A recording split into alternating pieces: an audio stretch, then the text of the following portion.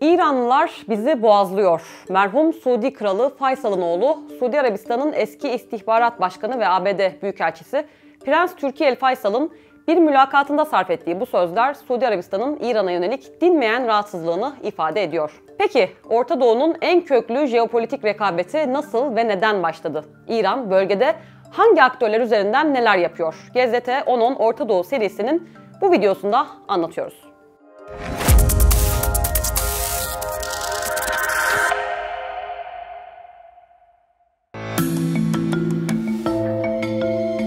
Rahatsızlığın başlangıcını 1979 yılına kadar götürmek mümkün. O yıl İran'da halk devrimiyle Amerikan yanlısı İran Şahı devrildi ve yerine Amerika ve İsrail karşıtı dini bir rejim geldi. Rejimin dini lideri Ayetullah Ruhullah Hümeyni'nin Suud ailesine yönelik sert eleştirileri, Suudi Arabistan'ın doğu bölgelerinde devrimden ilhamla Şiilerin yaptığı sokak protestoları, İran'ın açıktan ilan ettiği devrimi ihraç etme stratejisi, Suudi Arabistan'ı İran'ın Irak ile 8 yıl sürdüreceği kanlı savaşta Irak'a finansal ve lojistik destek sağlamaya itti ve ilişkileri derinden sarstı.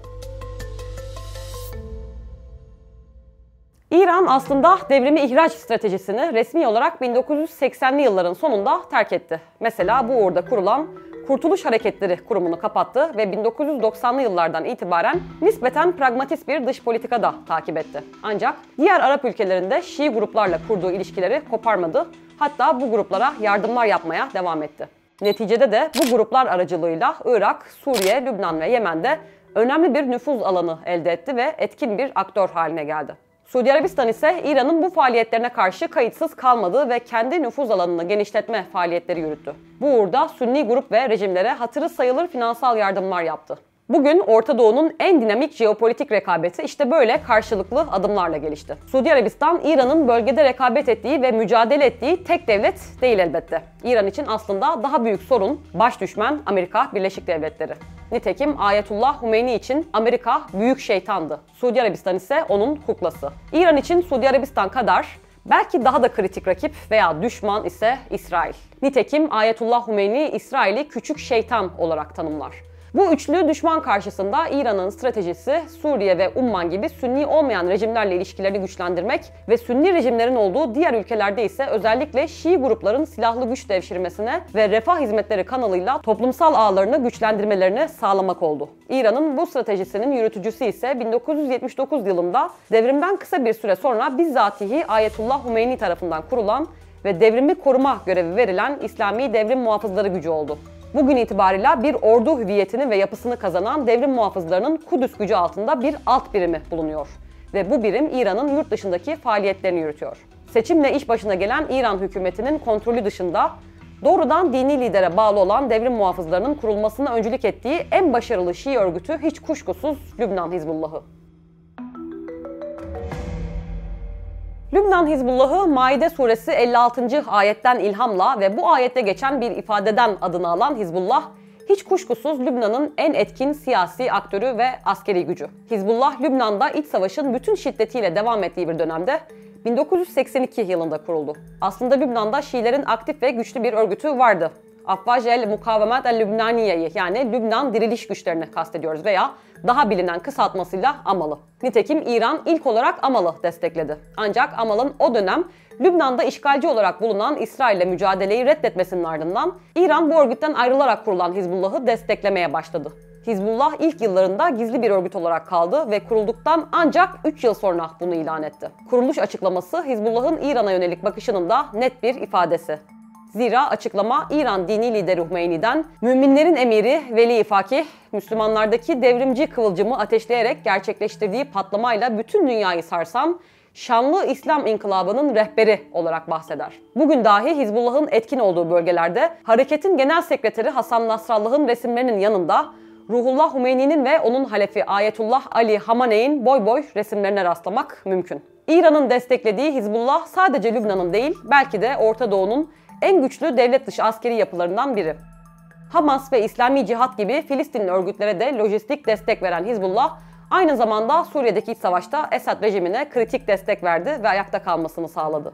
Yemen'deki Husi milislere de ilham veren Hizbullah, hiç tartışmasız Lübnan'daki en etkin siyasi hatta askeri güç. Lübnan Hizbullah'ının haricinde İran'ın destek verdiği ve güçlü ilişkiler geliştirdiği diğer Şii örgütler de oldu. Bu örgütlerin arasında yerel ve bölgesel etkisinin derinliği itibarıyla en önemlisi hiç kuşkusuz Yemen'deki Husiler. Resmi adıyla Ensarullah hareketinin başlangıcını 1990'lı yıllara götürmek mümkün. Hareketin kurucusu Hüseyin el-Husi dini ilimler okudu. Bir dönem Sudan'da yüksek lisans yaptı. Sudan'dan döndükten sonra hedefine 11 Eylül saldırıları sonrasında Afganistan ve Irak'ı işgal eden Amerika'yı ve Amerika ile işbirliği yapan Salih rejimini koydu. Sadece Yemen Şiilerini değil, bütün Müslümanlara Amerikan anti-emperyalizmi ile mücadele çağrısı yaptı. 2004 yılında hakkında verilen tutuklama kararına itiraz eden ve isyan başlatan Hüseyin el-Husi, 2004 yılında Salih rejimi tarafından öldürüldü. Ancak Yemen'deki Husi isyanı bitmedi ve Hüseyin'in başka bir anneden kardeşi Abdülmalik el-Husi'nin liderliği altında devam etti. Husiler 2014 yılında bütün dünyayı şaşırtacak askeri operasyonunu başlattı. İlk önce başkent Sana'yı ele geçiren örgüt hakimiyetini Aden'e kadar genişletti. Husilerin genişlemesi ancak 2015 yılının Mart ayında Suudi Arabistan ve Birleşik Arap Emirlikleri'nin hava operasyonu ile durdurulabildi ve Aden'den geri püskürtüldü. Husiler halen daha başkent Sana'nın kontrolünü elinde bulunduruyor. Husilerin İran'la bağlantılı olduğu çok farklı kesimlerin üzerinde hemfikir oldukları bir konu.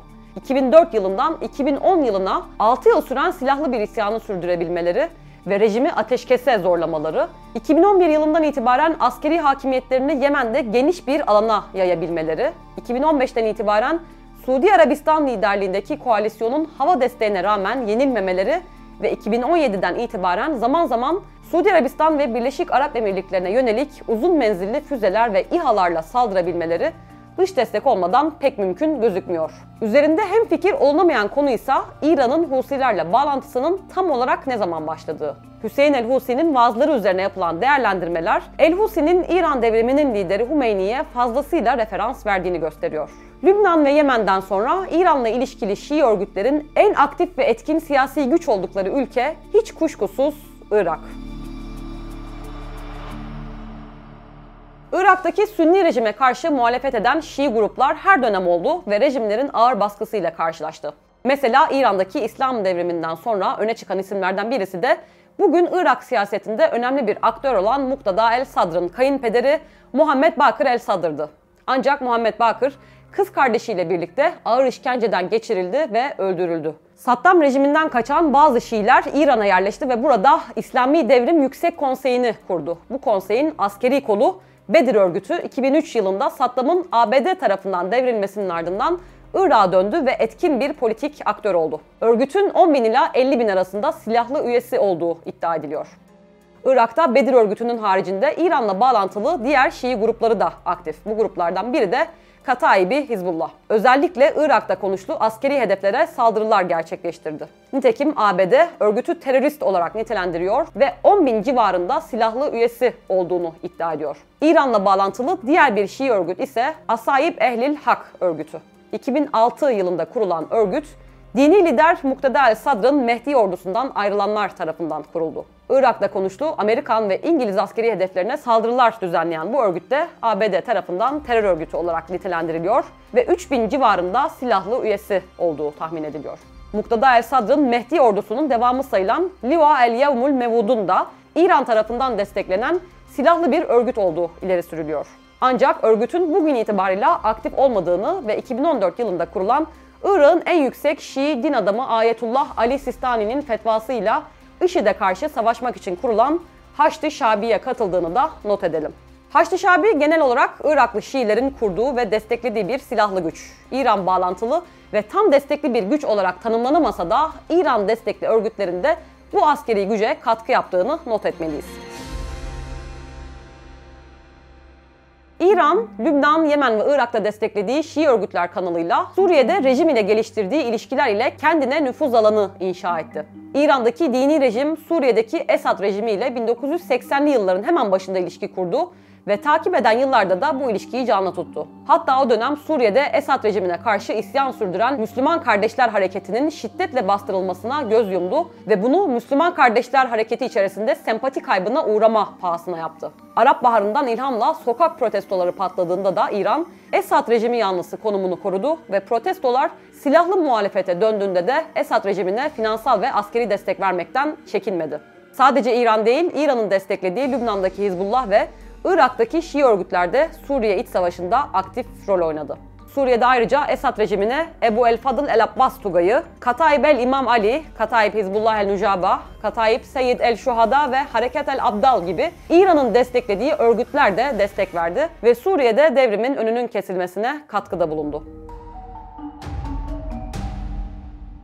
Lübnan, Yemen, Irak ve Suriye'nin haricinde İran'la ilişkilendirilen başka Şii örgütler de oldu. Ancak bu örgütler diğerlerinin gösterdiği siyasi etkinliği gösteremedi. Bu örgütlerden en önemlisi Suudi Arabistan'da 1987 yılında kuruldu ve adını aynı yıl ve takip eden yıl Suudi Arabistan'daki petrol tesislerine karşı yaptığı saldırılarla duyurdu. Örgüte yönelik güvenlik operasyonları bir dönem etkin oldu. Ancak 1996 yılında örgüt çok daha kanlı bir olayla adından bir kez daha söz ettirdi. Riyad'da Amerikan askerlerinin kaldığı Huber Kuleleri binasına saldırdı ve 19 Amerikan askerini öldürdü. Farklı milletlerden 498 kişiyi yaraladı. Huber Kuleleri bombalamasından sonra yürütülen soruşturma ve operasyondan sonra Hicaz Hizbullah'ı etkinliğini tamamen kaybetti. Hatta Arap Baharı ile patlayan Şii protestoları ile alakalı olarak örgüte yönelik herhangi bir resmi suçlama yöneltilmedi. Yine de krallık 2014 yılında yayınladığı terörist örgütler listesine Hicaz Hizbullah'ını da ekledi. Örgütün günümüzde aktif olup olmadığı, aktifse ne kadar gücü olduğu